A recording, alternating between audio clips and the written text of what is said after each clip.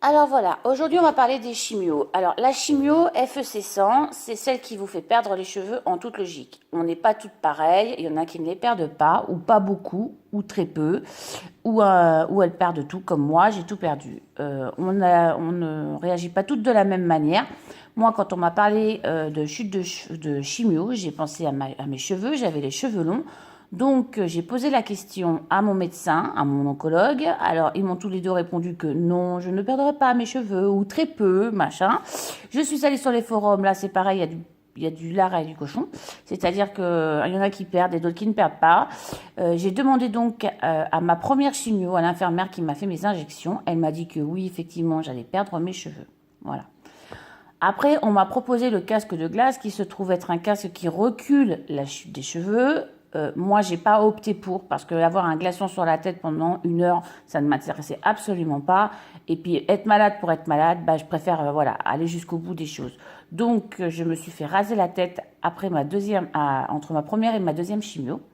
J'ai fait raser ma tête comme un garçon, donc j'avais encore un petit peu de cheveux. Ça a permis à mes filles et à mon mari d'accepter le fait qu'à un moment donné, je n'allais pas avoir grand-chose sur la tête. Ça, c'était une bonne chose pour mes enfants. Ma fille a trouvé ça assez rigolo, ma plus jeune. Elle a trouvé ça assez doux. C'est comme quand vous avez votre copain qui va au service militaire. Quand on touche la tête, c'est très doux. Euh, donc, après ma deuxième chimio, j'ai donc commencé à perdre mes cheveux dans la douche. Et c'est vrai que c'était quelque chose que j'appréhendais beaucoup. Je ne voulais absolument pas me retrouver avec des cheveux dans les mains, surtout des cheveux longs. Ça me rappelle trop l'époque où ma mère a eu son cancer et qu'elle m'appelait en pleurs parce que la chute de cheveux se faisait et qu'elle en avait partout. Donc, j'avais bien fait d'anticiper parce qu'en fait, dans ma deuxième chimio, après la deuxième chimio, ça commençait à tomber dans la douche. Le seul hic, c'est comme ils étaient courts, j'en avais plein les mains. Et en fait, quand je me lavais le visage, j'en avais plein les visages aussi. Donc, je suis retournée voir le coiffeur en lui expliquant et cette fois-ci il m'a rasé le plus court possible de ce qu'il pouvait faire. Donc voilà, donc quand on a un beau crâne c'est nickel. Moi j'avais un petit peu de pète un peu partout, c'était pas très joli, donc hop le bonnet, voilà l'accessoire qui va pas me quitter pendant un petit bout de temps.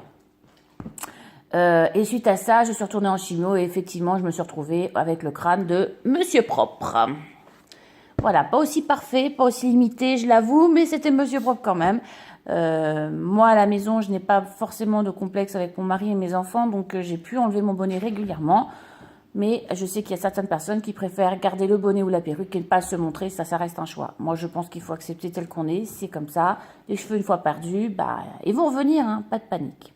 Ça, c'est pour la cure de FEC 100. FEC 100, moi j'ai eu également des injections après chaque chimio pour faire monter le taux de mes plaquettes. Elle s'appelait la Zarzio, ça se faisait 3 fois en une espacement d'une journée, je crois, si je me rappelle bien. C'est une piqûre qui se fait juste après les cures de chimio, 3 fois de suite pour faire monter les plaquettes. C'est une piqûre qui est un petit peu de douleur musculaire, donc on anticipe avec du Doliprane en règle générale. Mais après, je ne sais pas si tout le monde l'a. Moi, en ce qui me concerne, c'est ce que j'ai eu. Et franchement, je suis contente qu'elle se soit arrêtée. L'FEC 100 aussi, alors moi je suis un peu particulière, faut être logique, hein. La particularité c'est mon truc.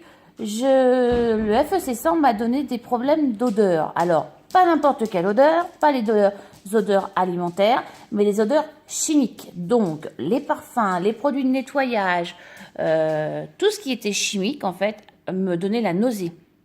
Et quand je dis la nausée, c'est vraiment la nausée. C'était catastrophique. Il a fallu que je vire tous les produits de la maison, que mes filles arrêtent avec leurs parfums, que tout ce qui était shampoing, je ne prenais que des trucs sans produits spécifiques. Ça a été assez compliqué à gérer.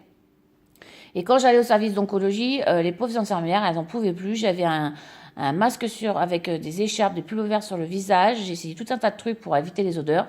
Mais dans le service d'oncologie, il y avait vraiment une odeur. Et quand ils perfuse, il y a aussi les odeurs de produits. Et ça, franchement, je l'ai vécu très longtemps, jusqu'à la première cure de Taxol. Donc, ça a été très, très long. Et je vomissais systématiquement, ce qui était assez aberrant, sachant que dans le service d'oncologie, plus personne ne vomit. Mais moi, j'avais le droit à mes petits haricots. Voilà. Le FEC 100 aussi m'a donné des nausées en voiture, ce que je n'avais jamais eu, puisque je supporte très bien la voiture. Donc le FEC 100 a des effets secondaires un peu plus différents que le Taxol. Le Taxol, on y reviendra plus tard. Mais le FEC 100, effectivement, il y a des gens qui ont Manifestation bizarre. Moi, ça a été ça. Il y en a d'autres qui c'est sûrement. J'ai discuté avec des femmes, c'était les odeurs alimentaires. Moi, j'avais pas ce problème-là, donc il n'y a pas de souci. En ce qui concerne le FEC100, c'est tout. Bah, c'est déjà pas mal, hein, perte de cheveux, effet secondaire. Il faut savoir qu'avant chaque simio, vous avez quand même un comprimé à prendre d'MD. C'est pour les nausées, pour éviter d'avoir envie de vomir. Donc, cet comprimé, vous le prenez avant la chimio. Vous mettez votre patch antidouleur avant de partir à la chimio. Vous faites votre chimio, vous rentrez. Le lendemain, vous avez encore un comprimé anti-nausée. Ça permet évidemment de ne pas vomir, ce qui est vrai. Moi, c'est le seul problème, c'est avec les produits chimiques. Et ça, malheureusement, le MED ne m'a pas fait grand-chose. Après, il y a encore d'autres comprimés qu'on vous donne pour les nausées. Si vous avez envie de vomir à la maison, n'importe quoi, ils vous donnent un traitement adéquat. Donc ça, c'est plutôt assez chouette. C'est vrai que j'ai pas couru les WC souvent, mais souvent avec des hauts de cœur surtout. Voilà. Ça, c'est pour le FEC. Je reviens tout à l'heure, je vous explique le Taxol. À bientôt!